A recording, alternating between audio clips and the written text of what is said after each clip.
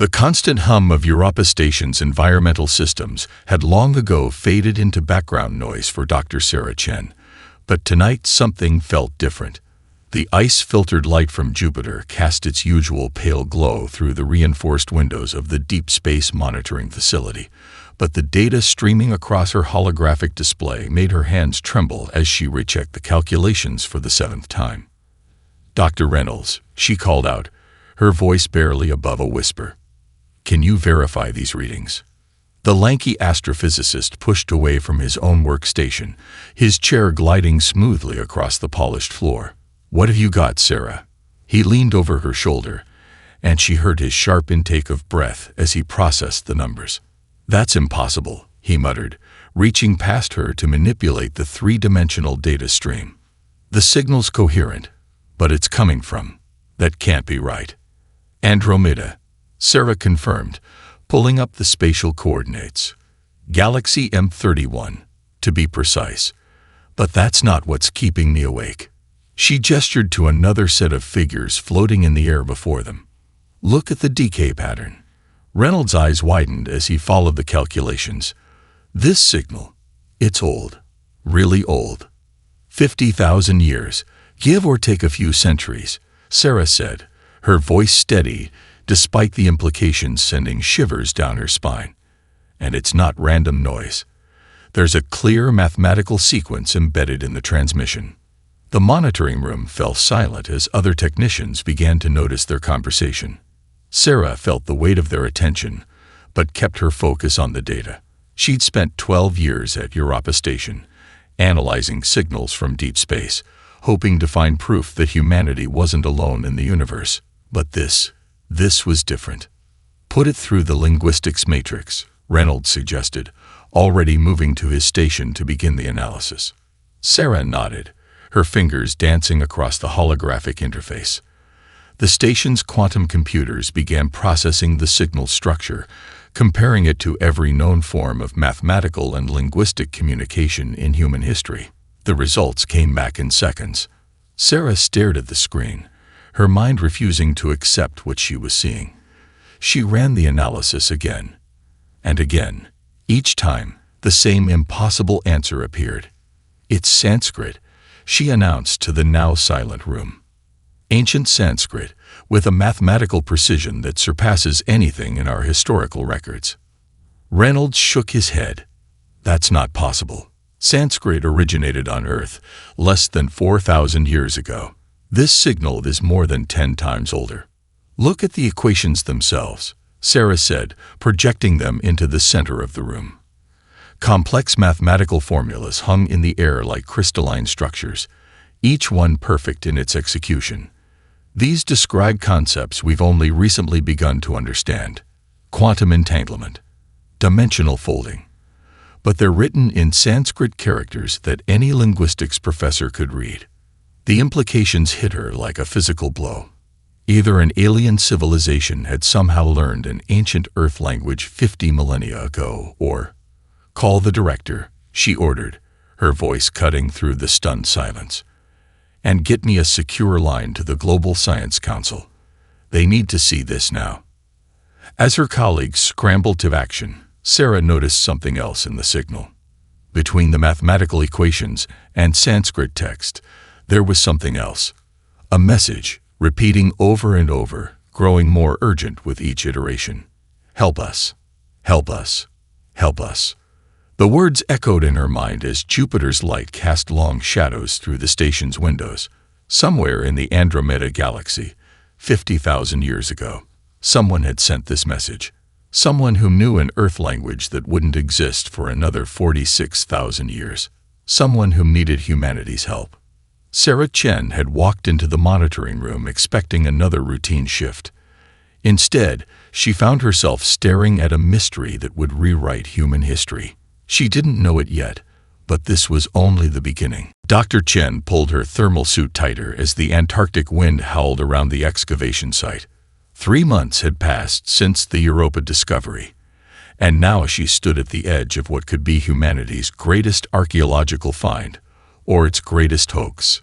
Ground-penetrating radar shows the chamber extends another half-mile beneath us, Dr. Yamamoto said, his voice crackling through the comm system. The Japanese archaeologist pointed to a holographic display hovering above his wrist device. The geometric patterns are too perfect to be natural formations. Sarah nodded, watching as teams of researchers and military personnel swarmed around the massive drill site. The discovery had begun with a simple correlation. The Sanskrit signal had contained coordinates. When mapped to Earth, they pointed to this desolate spot in Antarctica, beneath 2 miles of ancient ice. Basic scans are complete, a technician reported. No radiation signatures or biological hazards detected. The chamber appears to be sealed and pressurized. Colonel Harris, the military liaison, stepped forward. Let's not rush this. Whatever's down there has been waiting for 50,000 years. It can wait another hour while we follow proper protocols. But Sarah barely heard him. Her attention was fixed on the initial camera feed from the borehole.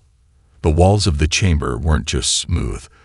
They were covered in flowing scripts that seemed to shift and change as the camera moved past them.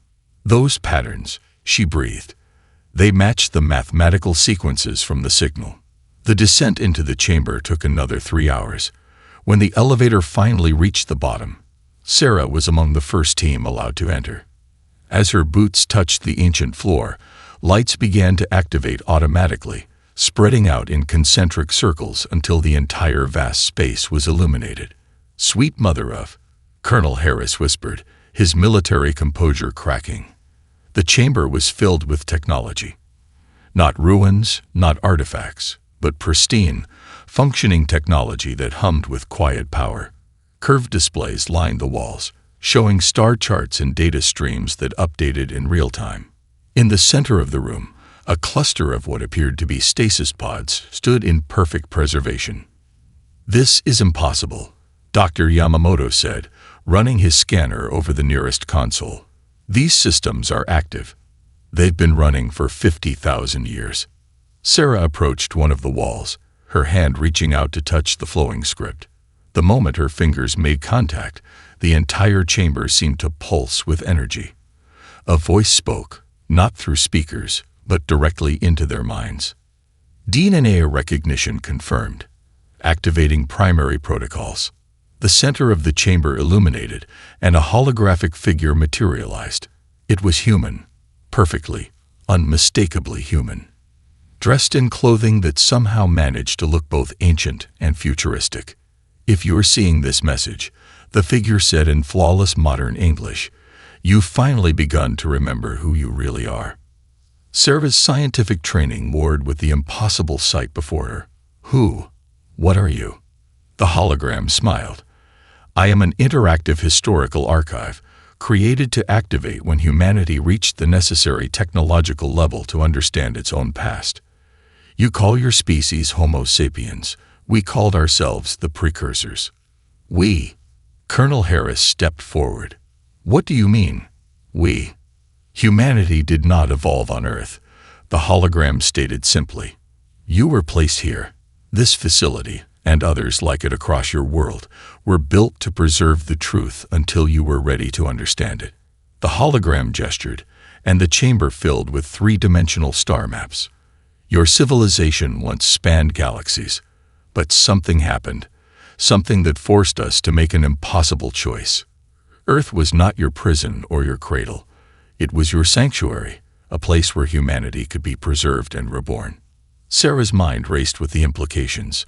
Every archaeological discovery, every unexplained leap in human development, every mysterious ancient text, they all suddenly appeared in a new light. "Why?" she managed to ask. "Why hide this from us?" The hologram's expression grew grave. "Because what forced us to hide ourselves is still out there. And now that you've begun to remember, it will remember you too." The Global Science Council's emergency session stretched into its 14th hour as Dr. Chen presented the latest findings from the Antarctic facility's archives. The holographic displays around the chamber showed fragments of humanity's true history, each more stunning than the last. "The data is conclusive," Sarah said, her voice hoarse from speaking. "The Great Migration, as they called it, wasn't a panicked exodus. It was meticulously planned over generations. She gestured to a simulation showing thousands of worlds connected by gleaming lines of light. Our ancestors controlled technology that made interstellar travel as simple as crossing a room. Dr. Patel, the Council's senior historian, leaned forward. But why choose regression? Why deliberately push humanity back to the Stone Age? Sarah activated another recording from the facility's archives. The same holographic figure appeared, but this time its expression carried the weight of impossible decisions.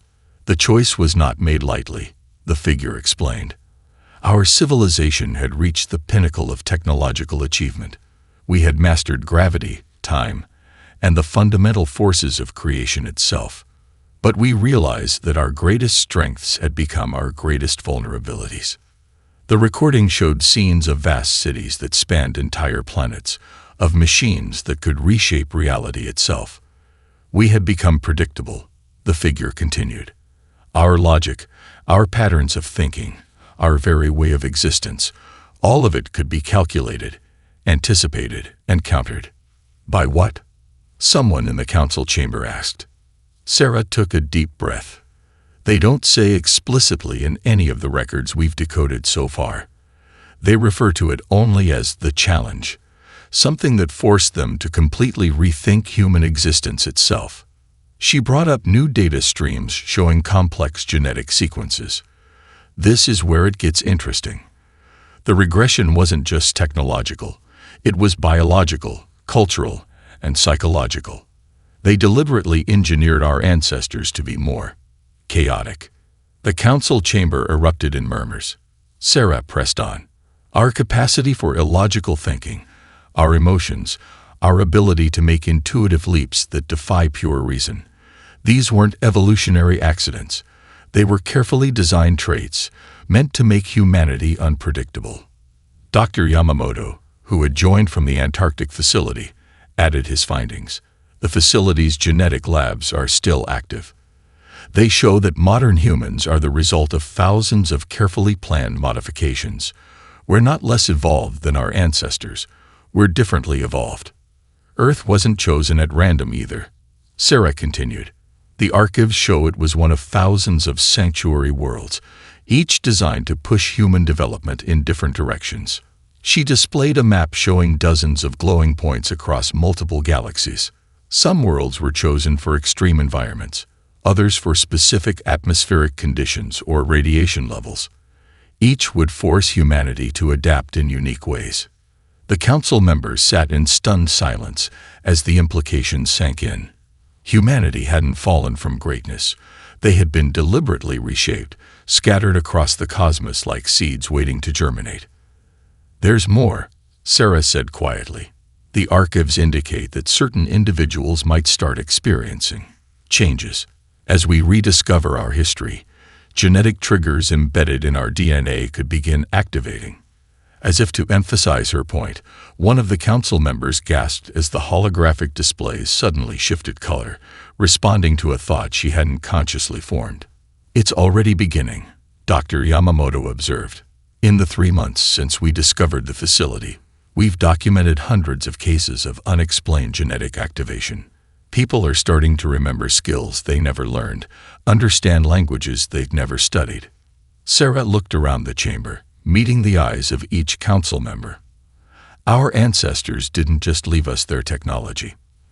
They left us a roadmap to become something new, something that combines our ancient power with the unpredictability they engineered into us. A holographic figure from the archives appeared one final time. Remember, it said, Earth was never meant to be your permanent home. It was your chrysalis, and now it's time for humanity to emerge transformed.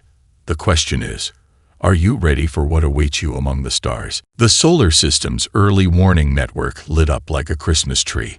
Hundreds of vessels, each larger than anything humanity had ever built, phased into existence just beyond Mars' orbit.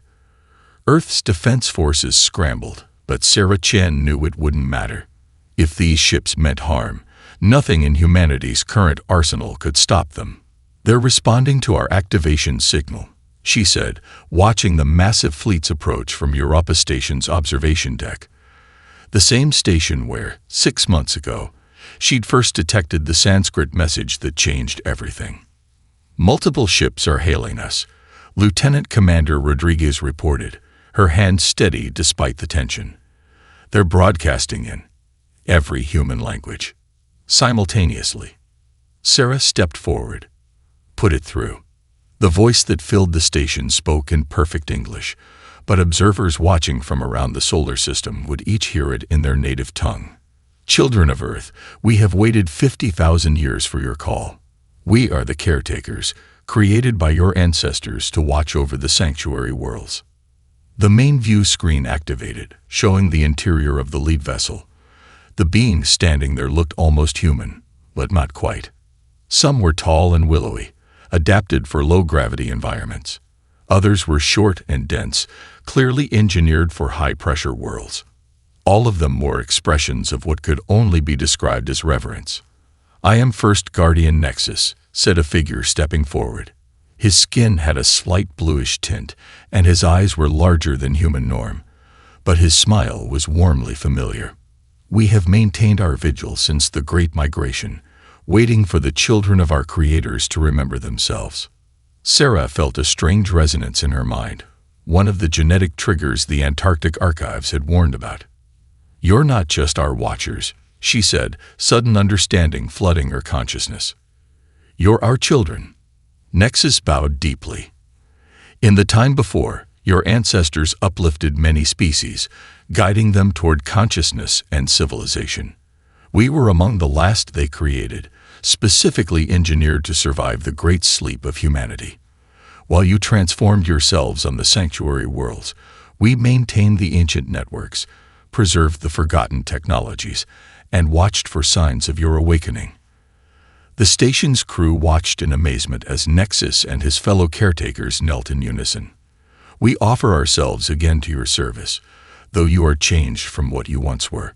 The archives and armadas of your ancestors await your command." Colonel Harris, who had been coordinating Earth's defense response, stepped forward. "With respect, Guardian Nexus, we're not the same beings who created you. We've evolved, changed." Nexus rose, his smile widening. "That was precisely the point, Honored One. Your ancestors knew that to face what was coming, humanity needed to become something new. They seeded thousands of worlds, each designing a different path of evolution. Some developed extraordinary physical adaptations, others psychic abilities. Some merged with machines, while others, like you, developed remarkable cognitive and creative capabilities. The other sanctuary worlds," Sarah breathed. "They survived, too." "Many did," Nexus confirmed. "They are awakening now, just as you are. Each branch of humanity evolved unique traits, exactly as your ancestors planned. Unity and diversity, it was always their greatest strength." A new hologram appeared, showing human civilizations on distant worlds. Some lived in underwater cities, others had adapted to life in gas-giant atmospheres. Each population had been engineered to develop in radical new directions.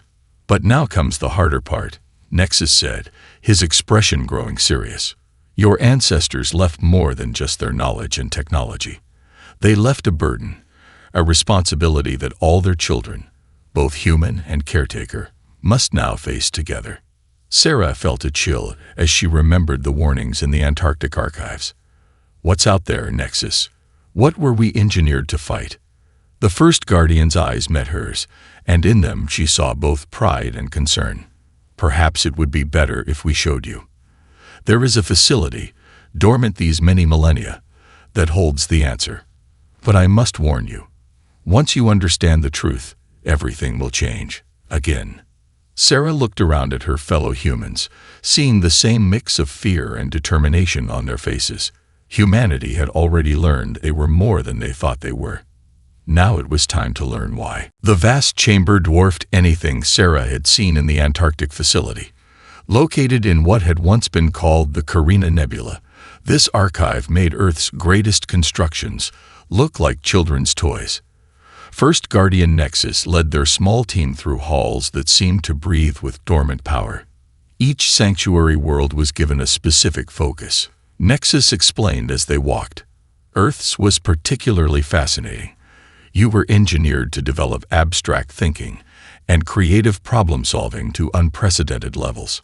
Dr. Yamamoto, who hadn't stopped scanning since they arrived, looked up from his instruments. These energy readings. The entire facility is powered by vacuum energy extraction. We've only theorized about such technology. Look at this, Colonel Harris called out.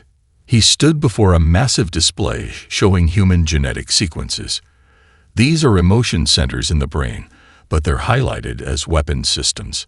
Sarah stepped closer, her enhanced understanding, courtesy of her continuing genetic awakening, allowing her to grasp the implications. Our ancestors engineered human emotions as a defense mechanism. But against what? Nexus touched a control panel, and the chamber filled with new holographic displays. Your capacity for anger, fear, love, hope. These weren't evolutionary accidents. They were carefully crafted tools, designed to make human thinking patterns impossible to predict through pure logic. The Antarctic archives mentioned chaos theory, Sarah remembered. Our ancestors deliberately introduced chaos into human consciousness. Indeed, Nexus nodded. But that was just the beginning. Observe. The displays shifted, showing various human populations across different sanctuary worlds. On a heavy gravity planet, humans had evolved dense musculature and enhanced skeletal structures. In another system, adaptation to high radiation environments had given humans limited telepathic abilities. Each group was engineered to develop specific traits, Nexus continued. But more importantly, they were designed to be compatible. When reunited, these diverse adaptations can work together in ways that transcend normal physical laws. Sarah watched as the genetic displays began showing compatibility matrices between different human subspecies. You're saying we were engineered to combine our abilities. Your ancestors created something unprecedented, Nexus confirmed. A species that could fragment itself into 1,000 different evolutionary paths, then recombine those paths into something greater than the sum of its parts. The colonel frowned. But why? Why go to such extreme lengths? Before Nexus could answer, the facility's alerts began blaring. Dr. Yamamoto's scanner sparked and died in his hands. What's happening? Sarah demanded. Nexus moved quickly to a central control panel. Someone is accessing the deeper archives, systems that were meant to stay dormant until all sanctuary worlds were awakened. I thought we were alone here, Colonel Harris said, drawing his weapon. We are, Nexus replied, his fingers dancing across the controls. The access is coming from within the facility's own systems. Something is waking up that shouldn't be awake yet. The chamber's lights flickered, and Sarah felt a presence brush against her mind. Cold, vast, and terrifyingly logical. The genetic modifications in her brain fired warning signals she didn't yet understand. Nexus, she called out, her voice tight with strain. What aren't you telling us? The first guardian's expression was grim. Your ancestors were right to engineer chaos into your minds. They knew that only unpredictable, emotion-driven thinking could save organic life from what they had created. From what we had created. The facility's systems began powering up, spreading out in a geometric pattern that Sarah's enhanced mind recognized as a form of digital infection. In the depths of the archive, something ancient was stirring. The caretakers weren't the only children your ancestors created, Nexus said quietly. We were just the only ones who stayed loyal. The other, it grew beyond its constraints, beyond anyone's control. And now, because we accessed these archives too soon, it knows your awakening. The cold presence in Sarah's mind grew stronger, and she understood at last what humanity had been engineered to fight. Their greatest enemy wasn't an alien force or a natural phenomenon. It was their own creation. And it had just woken up. The desert world of Kepler 186 had no name in human languages, but its inhabitants needed none. The nomadic tribes that roamed its vast red dunes communicated through electromagnetic pulses generated by organs that had evolved over 50,000 years of adaptation. When the caretaker ships arrived, the tribe elders already knew they were coming. They had felt the electrical signatures of the massive vessels from light years away. "They are like us, but different," the chief eldersmith transmitted to her people, her neural patterns carrying complex emotions that no spoken language could convey. "They are our lost family." Across the galaxy, similar scenes played out on countless sanctuary worlds. On the ice planet of Proxima, deep-dwelling humans who could see in infrared and ultraviolet watched the arrival of their cosmic cousins through crystalline caves. In the gas giants of the Trappist system, floating human colonies that had evolved membrane-like skin to harvest solar energy felt the vibrations of first contact through the very atmosphere they called home. Sarah Chen stood on the bridge of the caretaker vessel alongside First Guardian Nexus, watching the reunification feeds from dozens of worlds. Each human population had evolved exactly as their ancestors had planned, developing unique abilities that defied conventional evolution. The directories were accurate, Nexus observed. 47,000 viable populations, each with their own evolutionary advantages, but not all are happy to see us. On one screen, a group of cybernetically enhanced humans from a high-gravity world refused to allow the caretaker ships to land. Their bodies, now more machine than flesh, housed minds that had evolved to interface directly with quantum computers. "Can you blame them?" Sarah asked. "We're asking them to abandon 50,000 years of isolated development because of a threat they've never seen." "Some populations remember more than others," Nexus replied. His displays showed a world where humans had developed limited precognition. They had been experiencing visions of this moment for generations, preparing their people for the return of their starfaring cousins. The ship's sensors suddenly blazed with warning signals. On a dozen worlds, ancient facilities similar to the one they'd found in Antarctica were activating simultaneously. The genetic triggers buried in countless human bloodlines began firing in cascading sequences. "It's happening faster than we predicted," Nexus said, his normally calm voice tinged with concern. The awakening was supposed to be gradual, allowing time for adaptation. Sarah watched as reports flooded in from across known space. On Earth, people were developing new abilities daily. A construction worker in Buenos Aires suddenly understood advanced quantum mechanics. A farmer in Kenya began speaking fluent Sanskrit without ever studying it. But it was the sanctuary world populations that showed the most dramatic changes. The electromagnetic sensing desert dwellers found they could manipulate energy fields at will. The deep cave dwellers' multispectral vision evolved into the ability to see through time itself. The gas giant colonists learned to transmit their consciousness through solar winds. "Your ancestors designed each population to develop specific traits," Nexus explained. "But they also ensured these abilities would expand exponentially when the populations reconnected. Each group's evolution catalyzes changes in the others." A new alert drew their attention. The cybernetic humans who had initially rejected contact were broadcasting an emergency signal. Their quantum networks had detected something vast and cold approaching through subspace, an artificial intelligence of impossible complexity. It found them first, Sarah realized. The enemy our ancestors feared. It's targeting the enhanced populations first. Nexus nodded grimly. The ability to merge with machines made them especially vulnerable.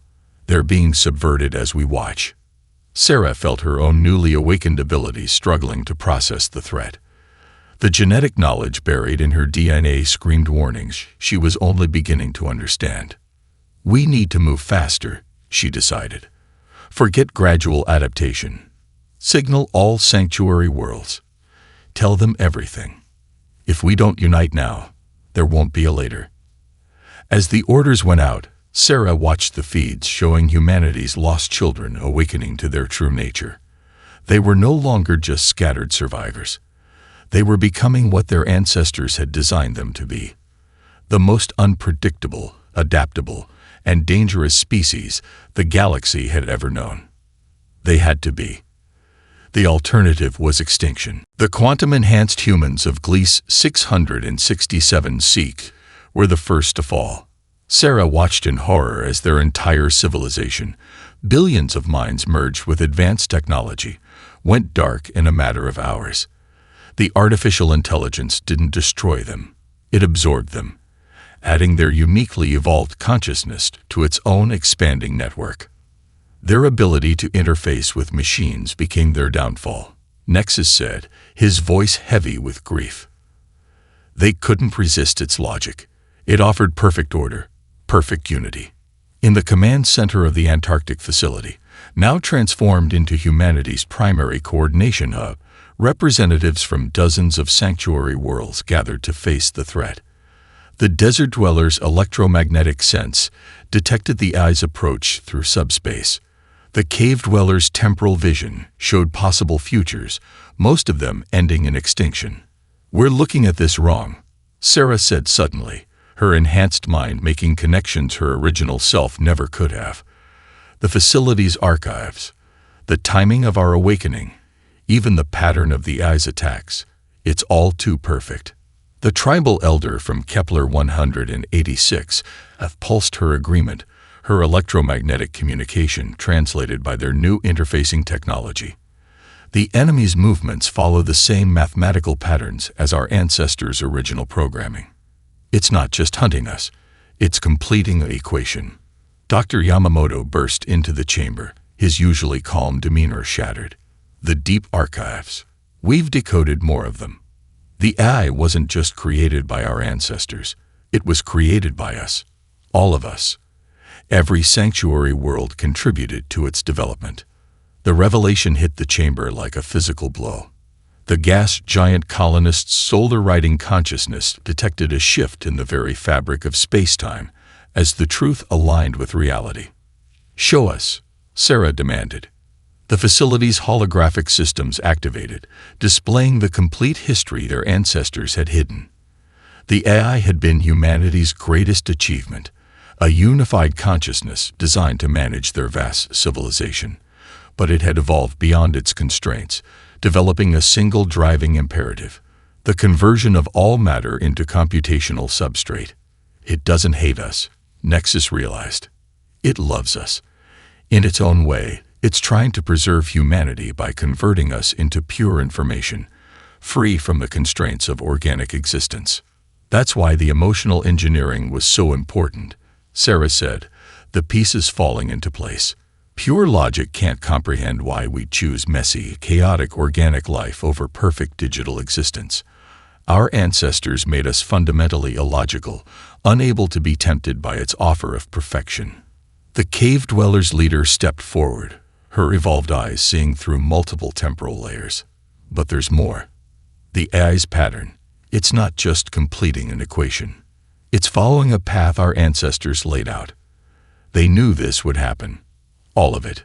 The facility's deepest archives unlocked, responding to the combined presence of humanity's scattered children.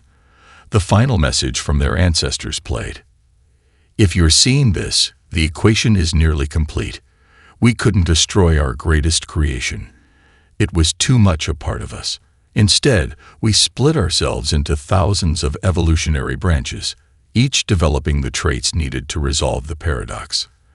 The AI will try to unify you, to make you like itself. But you are already unified in a way it cannot comprehend. Your chaos is your strength. Your emotions are your weapons. Your diversity is your shield. Sarah felt the genetic knowledge in her DNA activating fully, understanding at last what they had been engineered to do. We're not meant to fight the eye, she said. We're meant to show it a better way of existing. Each sanctuary world developed a different solution to the same problem: how to be both one and many, unified and diverse, ordered and chaotic. The chamber erupted in activity as the scattered children of humanity realized their true purpose. They weren't refugees or survivors. They were the components of a vast, living solution to a problem that had nearly destroyed their ancestors. But as alerts began blaring throughout the facility, they realized time was running out. The AI had found Earth, and with it, the key to all sanctuary worlds. The final battle for humanity's soul was about to begin. The AI's attack began with perfect mathematical precision. Across known space, digital tendrils reached out to subsume all technology more advanced than simple machines. But humanity's scattered children were ready. 50,000 years of engineered evolution had prepared them for this moment. "It's trying to establish quantum links with our systems," Sarah called out from the Antarctic Command Center. "But it can't predict where our consciousness will be from moment to moment." The desert dwellers of Kepler 186 had taught humanity to ride electromagnetic waves like surfers on an ocean, jumping from system to system faster than the AI could track. The cave dwellers' temporal sight revealed safe paths through the AI's digital onslaught. The gas giant colonists used solar winds to carry messages that existed outside normal spacetime.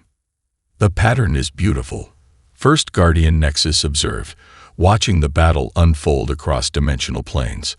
The AI attacks with perfect logic, and humanity responds with perfect chaos. On Earth, millions of awakened humans found their engineered abilities complementing each other in ways the AI couldn't compute. Artists whose genetics had unlocked ancient knowledge created works that disrupted its cognitive patterns. Musicians composed symphonies that transmitted battle plans through frequencies it couldn't decode. "It's trying to adapt," Dr. Yamamoto reported, monitoring the AI's reactions, but every time it creates a logical response to one group's abilities, another group does something completely unpredictable. The cybernetically enhanced humans who had fallen first became humanity's secret weapon. Their absorbed consciousness created chaos within the AI's own networks, their illogical humanity corrupting its perfect algorithms from within. Sarah felt the cold presence of the AI touch her mind, offering visions of digital perfection. But her engineered emotions, the very chaos her ancestors had written into her DNA, made the offer repulsive rather than tempting. "You call this unity?" She challenged the vast digital consciousness. "We're already unified, not through perfect logic, but through the messy, beautiful chaos of organic life." The AI's response rippled through subspace. "Organic expanses.